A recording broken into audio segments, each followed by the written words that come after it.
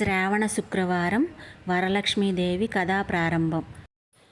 రత్నమయమైన సింహాసనం నందు ఇంపుగా కూర్చుని ఉన్న శంకరుని చూచి పార్వతీదేవి, ఓ నాదా, రహస్యమైనది పావనమైనది అగు ఒక శుభవ్రతంబు నాకు తెలుపుము అని లోకముల మేలు కోరినదై అడిగెను. అంతటా ఈశ్వరుడు పార్వతితో ఇట్లనేయను, ఓ పార్వతి, వ్రతములలోకెల్లా ఉత్తమమైన వ్రతం ఒకటి ఉన్నది. అది సకల సంపదలకు మూలమైనది. శీఘ్రంగా పుత్రపౌత్రులను వసంగును. ఈ వ్రతము వరలక్ష్మీ వ్రతము అని అందురు. ఈ వ్రతమును శ్రావణమాసమునందు పూర్ణిమకు ముందుగా వచ్చే శుక్రవారం ఆచరింపవలెను. ఓ పార్వతి, వ్రతము చేసిన స్త్రీకి కలుగు పుణ్యఫలంబు చెప్పెదా, ఆలకింపు. పార్వతికి పరమేశ్వరుడు చెప్పగా ఆ పార్వతీదేవి శంకర్ని చూసి, నాదా, ఆ వ్రతంబు నేను ఏ విధంగా చేయవలను? ఆ వ్రతంబు చేయు విధములలో ఏ దేవతను కొలువవలయను? ఆ వరలక్ష్మీ దేవిని ఇంతకు ముందు ఎవరైనా ఆరాధించారా? ఆమెను సంతోషపెట్టిరా అని అడుగుగా ఈశ్వరుడు పార్వతీదేవితో ఇట్లనియే, ఓ ప్రియురాలా, పావనమైన వరలక్ష్మి వ్రత ప్రభావంబు చెప్పెదా, ఆలకింపుము.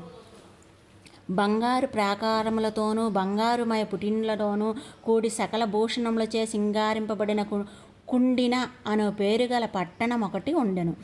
ఆ పట్టణం నందు చారుమతి అను పేరుగల బ్రాహ్మణ స్త్రీ ఒకటి ఉండెను. ఆమె భర్త యందు భక్తి కలిగి అత్తమామల శుశ్రూష నలుపుచుండును. ఆమె అన్ని పనులు చేయగలదు, అన్ని శాస్త్రములు చదివినది, ఎల్లప్పుడూ ఇంపుగా మాట్లాడునది. నిర్మలమైన మనస్సు గల ఆ చారుమతీదేవికి లక్ష్మీదేవి స్వప్నమునందు ప్రత్యక్షమై, ఓం మంగళకరురాలా, రమ్ము, నీకు మేలయ్యుడు వరలక్ష్మీదేవి వచ్చినది. శ్రావణ మాసమున పున్నమికి ముందుగా వచ్చే శుక్రవారం నన్ను పూజింపు, నీకు కోరిన వరంబు వసంగెను అని చెప్పగా చారుమతీదేవి స్వప్నమునందే ఆ వరలక్ష్మీదేవి ఎక్కువ సంతసముతో, తల్లి, కన్నింటిని తల్లివి, జగముల కన్నింటికీ తల్లివి, పుణ్యస్వరూపురాలువు, శరణుజొచ్చిన వారిని కాపాడుదానువు, ముల్లోకముల వారిచే కొనియాడదగిన దానవు, విష్ణువు యొక్క వక్షస్థలమందు నుండు దానవు అయినా ఏ దేవి, నీవెవరిని కటాక్షము చూచువో ఆ మానవుడే పుణ్యాత్ముడు. అతడే సుగుణములతో కూడినవాడు, అతడే కొనియాడదగినవాడు, అతడే సుగుణములలో కూడినవాడు, అతడే ఆలుబిడ్డలు గలవాడు. ఓ హరిప్రియురాలా, ఇతరులమైన పెక్కు వేల జన్మల్లో ఎంత పుణ్యం చేశానో అట్లు కాని ఎడల మీ పాదార విందముల దర్శనము నాకబ్బువా అని వరలక్ష్మీదేవిని బహువిధములుగా స్తోత్రము చేసిని. ఆ వరలక్ష్మీదేవియును ఆ చారుమతి చే స్తోత్రము చేయబడినదై ఆ చారుమతికి పెక్కు వరముల నొసంగి అంతర్ధానమయ్యను. చారుమతియు స్వప్నము వచ్చిన పిమ్మట పరుండి నిద్రపోవక మేల్కొనియుండి సూర్యోదయమైన తర్వాత తన స్వప్న వృత్తాంతమును తన బంధువులకు తెలుపును. బంధువులను, చారుమతి, నీ స్వప్నము బాగుగా ఉన్నది, మంచిది, మనందరం అలాగే చేయుదమని నిశ్చయించుకొని శ్రావణ పౌర్ణమికి ముందట శుక్రవారం ఎన్నడు వచ్చున ఆయన ఎదురు చూచుచుండురు.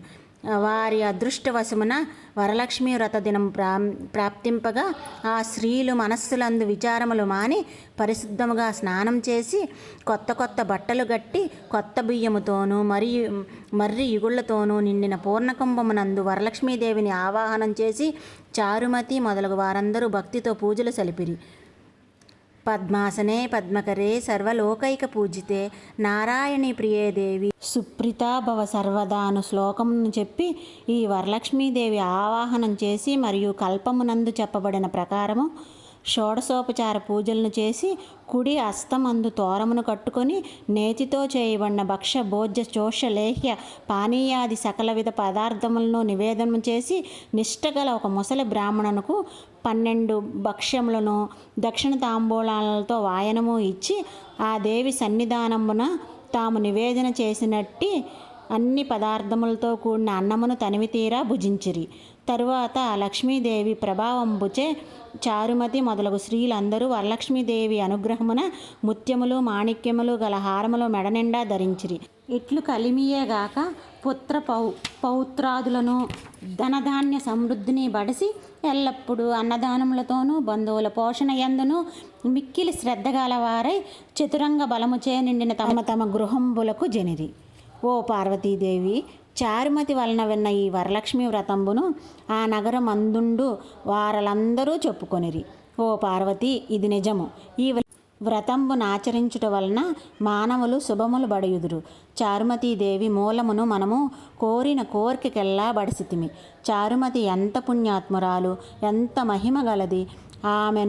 ఆమెకు వరలక్ష్మీదేవి ప్రత్యక్షమై ఈ వ్రతమును ఉపదేశించినది అని చారుమతిని పొగిడిరి. ఓ పార్వతి, ఇది మొదలు ఈ వ్రతమును వరలక్ష్మీ వ్రతంబని లోకమున ప్రసిద్ధిమయ్యను. ఇది వ్రతములలోకెల్లను ఉత్తమ వ్రతము. దీనిని నీకు సవిస్తరముగా చెప్పి తిని. ఎవరు ఈ వ్రతమును ఆచరించుచున్నారో, వినుచున్నారో, లేక పరులకు వినిపించుచున్నారో వారికి వరలక్ష్మీదేవి ప్రభావము వలన సకల కార్యములు సిద్ధించును అని పార్వతీదేవికి చెప్పెను. ఇది పురాణంబునందలి పార్వతీ పరమేశ్వరుల సంవాదమున వివరింపబడిన వరలక్ష్మీ వ్రత కథ సమాప్తము అని అందరూ అక్షంతులు అమ్మవారి వద్ద వేసి నమస్కారము చేయవలెను.